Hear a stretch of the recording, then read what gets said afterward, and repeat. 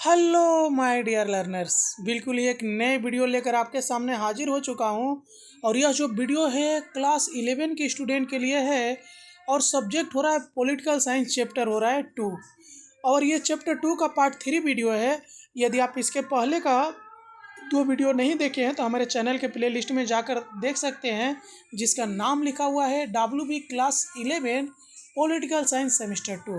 यदि आप waste Bengal board class 11 के स्टूडेंट हैं, सेमेस्टर 2 की तैयारी कर रहे हैं, तो ये चैनल आपके लिए बहुत इंपॉर्टेंट है। चैनल को सब्सक्राइब करके रखना है और वीडियो को लाइक करना नहीं भूलना है। कमेंट करके बताना है कि आप वेस्ट बंगाल के किस डिस्ट्रिक्ट से मेरे इस वीडियो को देख रहे हैं।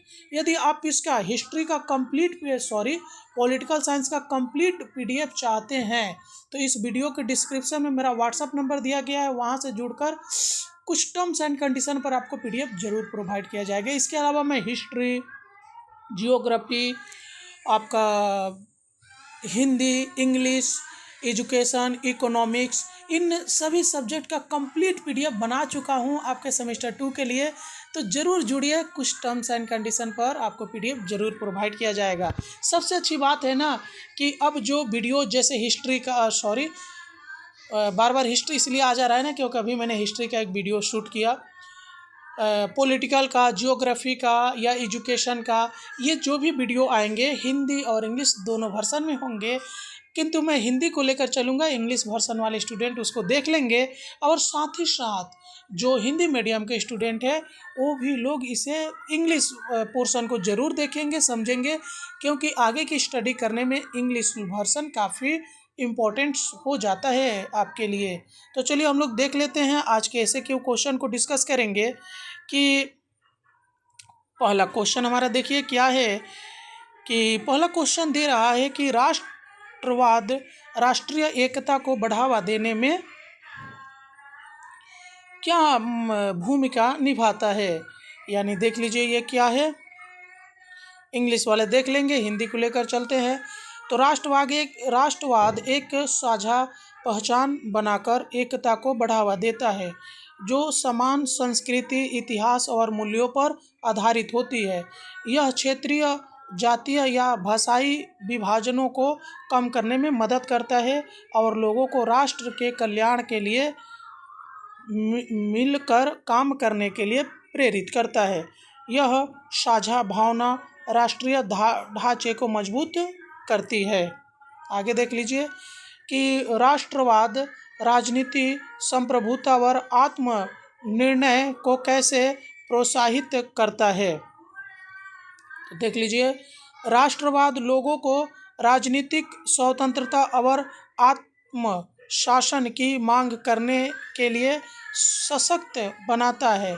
यह अक्सर स्वतंत्रता आंदोलनों को प्रेरित करता है जहां देश विदेशी शासन से मुक्ति पाने का प्रयास करते हैं, जैसे भारत की ब्रिटिश उपनिवेशवाद से स्वतंत्रता।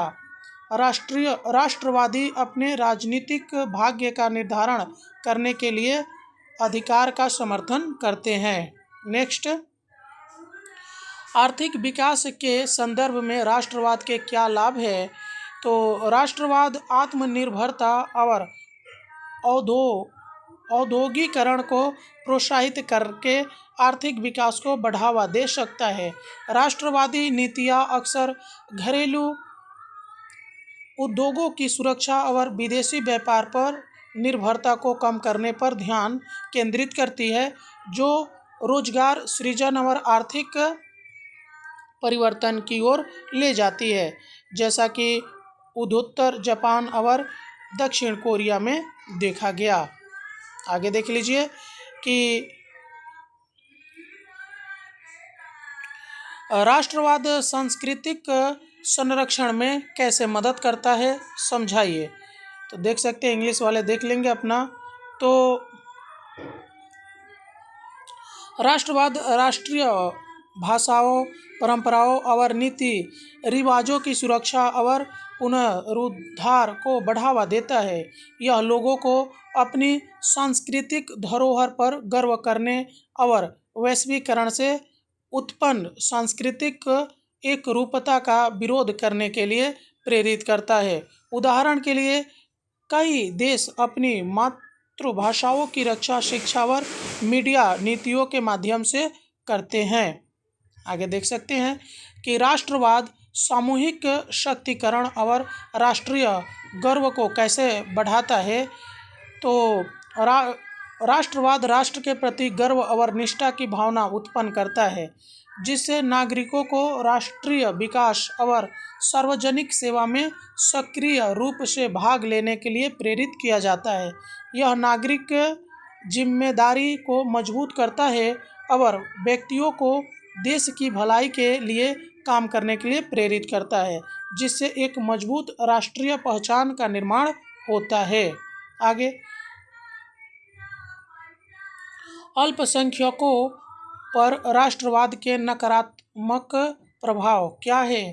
तो देख सकते हैं कि राष्ट्रवाद बहिष्कारी हो सकता है, जो एक प्रमुख जातीय सांस्कृतिक या धार्मिक पहचान को बढ़ावा देकर अल्पसंख्यक समूहों को हाशिए पर धकेल सकता है।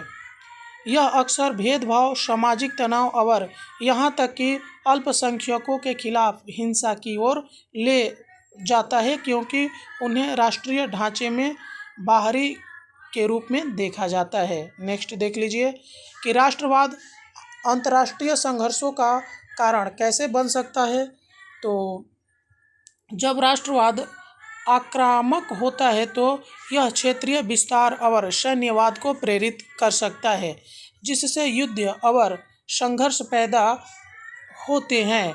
देश अपने राष्ट्रीय हितों को वैश्विक शांति से अधिक प्राथमिकता दे सकते हैं, जैसा कि विश्व युद्धों में देखा गया, जहां राष्ट्रवादी विचारधाराओं ने राष्ट्रवादी महत्वाकांक्षाओं और सैन्य टकरावों को बढ़ावा दिया है। आगे, राष्ट्रवाद के संदर्भ में आर्थिक अलगाववाद क्या है। तो आर्थिक अलगाववाद एक राष्ट्रवादी नीति को संदर्भित करता है, जहां एक देश आंतरिक विकास पर ध्यान केंद्रित करता है और अंतर्राष्ट्रीय व्यापार और विदेशी निवेशों पर निर्भरता को कम करता है, जबकि यह घरेलू उद्योगों का समर्थन कर सकता है। यह अक्सर आर्थिक ठहराव की ओर ले जाता है और वैश्विक बाजारों और नवाचारों तक पहुंच को सीमित करता है। आगे देख लीजिए, राष्ट्रवाद राष्ट्रीय रक्षा और सुरक्षा में कैसे योगदान देता है।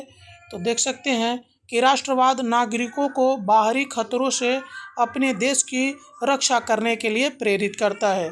संघर्ष के समय एकता को बढ़ावा देता है। यह मजबूत सैन्य बलों के विकास को प्रोत्साहित करता है और कर्तव्य और देशभक्ति की भावना को उत्पन्न करता है, जिससे राष्ट्र की सुरक्षा और संप्रभुता की रक्षा होती है। आगे, कि राष्ट्रवाद राष्ट्र निर्माण को कैसे बढ़ावा देता है।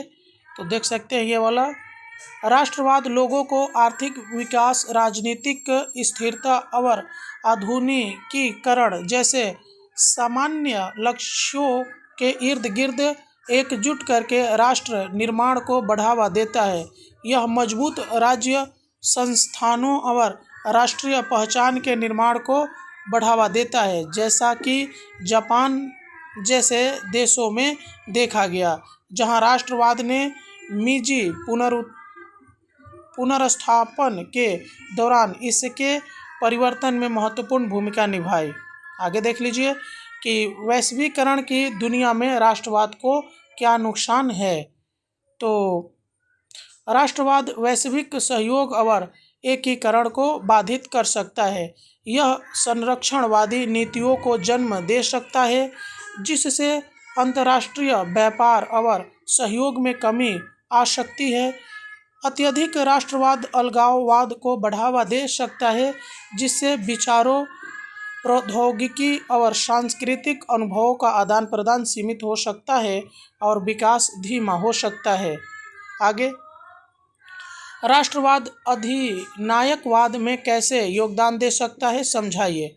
तो देख सकते हैं कि राष्ट्रवाद का उपयोग अधिनायकवादी नेता राष्ट्रीय गर्व और बाहरी खतरों के भय को बढ़ावा देकर सत्ता को मजबूत करने के लिए कर सकते हैं। राष्ट्रीय एकता पर जोर देकर वे असहमति को दबा सकते हैं और नियंत्रण के केंद्रीकरण को उचित ठहरा सकते हैं, जिससे राजनीतिक स्वतंत्रता और लोकतांत्रिक प्रक्रियाएं कम हो सकती है।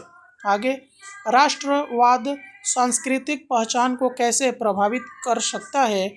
तो राष्ट्रवाद एक सामान्य भाषा, परंपरा और ऐतिहासिक दृष्टिकोण को बढ़ावा देकर सांस्कृतिक पहचान को मजबूत करता है। हालांकि यह राष्ट्र के भीतर अन्य संस्कृतियों को बाहर करने का कारण बन सकता है, जिससे प्रमुख सांस्कृतिक और अल्पसंख्यक समूहों के बीच तनाव पैदा हो सकता है। नेक्स्ट, राष्ट्रवाद के आर्थिक नुकसान क्या है? तो राष्ट्रवादी नीतियां जैसे संरक्षणवाद और विदेशी निवेशों में कमी आर्थिक विकास को बाधित कर सकती है। देश विदेशी नवाचारों और तकनीकी प्रगति से वंचित रह सकता है। इसके अलावा अलगाववादी नीतियां व्यापारिक संबंधों को नुकसान पहुंचा सकती है, जिससे कीमतें बढ़ सकती है और वस्तुओं की उपलब्धता कम हो सकती है। आगे, राष्ट्रवाद देशभक्ति को कैसे बढ़ावा देता है? तो राष्ट्रवाद व्यक्तियों को अपने देश से प्रेम करने और उसकी सेवा करने के लिए प्रेरित करके देशभक्ति को बढ़ावा देता है। यह राष्ट्रीय प्रतीकों, उपलब्धियों और इतिहास पर गर्व की भावना उत्पन्न करता है, जिससे नागरिकों को कठिन परिश्रम और निष्ठा के माध्यम से अपने देश की सफलता में योगदान देने के लिए प्रेरित किया जाता है। आगे, कि उपनिवेशिक विरोधी आंदोलनों में राष्ट्रवाद का क्या महत्व है? तो राष्ट्रवाद ने औपनिवेशिक विरोधी आंदोलनों में विदेशी शासन के खिलाफ लोगों को एकजुट करके महत्वपूर्ण भूमिका निभाई। इसने एक साझा पहचान और उद्देश्य प्रदान किया, जिससे उपनिवेशित जनसंख्या को स्वतंत्रता और संप्रभुता के लिए लड़ने के लिए प्रेरित किया गया, जैसा कि भारत, अफ्रीका और दक्षिण पूर्व एशिया में देखा गया। आगे देख लीजिए कि राष्ट्रवाद अंतर्राष्ट्रीय संबंधों को कैसे प्रभावित कर सकता है। तो राष्ट्रवाद वैश्विक सहयोग पर राष्ट्रीय हितों को प्राथमिकता देकर अंतर्राष्ट्रीय संबंधों को तनावग्रस्त कर सकता है। आक्रमण, राष्ट्रवाद सीमाओं, व्यापार नीतियों और कूटनीतिक मुद्दों पर संघर्ष पैदा कर सकता है, क्योंकि देश पारस्परिक लाभों की तुलना में अपनी संप्रभुता पर अधिक ध्यान केंद्रित करते हैं। आगे देखिए कि सांस्कृतिक राष्ट्रवाद क्या है। तो सांस्कृतिक राष्ट्रवाद किसी राष्ट्र की सांस्कृतिक धरोहर, परंपराओं और मूल्यों के संरक्षण और प्रचार पर जोर देता है। यह सांस्कृतिक गर्व के माध्यम से राष्ट्रीय पहचान को मजबूत करना चाहता है, अक्सर भाषा संरक्षण, साहित्य और कला के माध्यम से। आगे, राष्ट्रवाद और उपनिवेशवाद के अंतर के बीच संबंध को समझाइए। तो राष्ट्रवाद उपनिवेशवाद के अंत के पीछे प्रेरक शक्ति थी, क्योंकि इसने उपनिवेशित लोगों को आत्मनिर्णय और साम्राज्यवादी शक्तियों से स्वतंत्रता की मांग करने के लिए प्रेरित किया।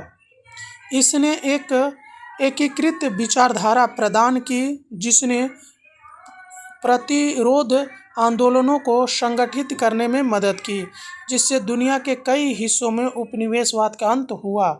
आगे देख लीजिए, अत्यधिक राष्ट्रवाद लोकतंत्र के लिए कैसे हानिकारक हो सकता है। तो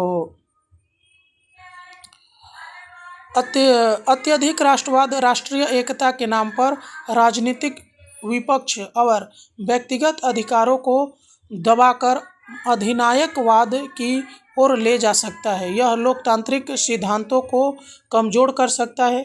समानता को बढ़ावा देकर और अभिव्यक्ति की स्वतंत्रता को सीमित करके, जिससे अक्सर कुछ व्यक्तियों के हाथ में सत्ता का केंद्रीकरण हो सकता है। तो यहाँ पे हमारे इस वीडियो में इतना ही। अगले वीडियो में हम लोग लॉन्ग आंसर टाइप क्वेश्चंस को डिस्कस करेंगे। चलिए मिलते हैं किसी और वीडियो में, तब तक के लिए जय हिंद।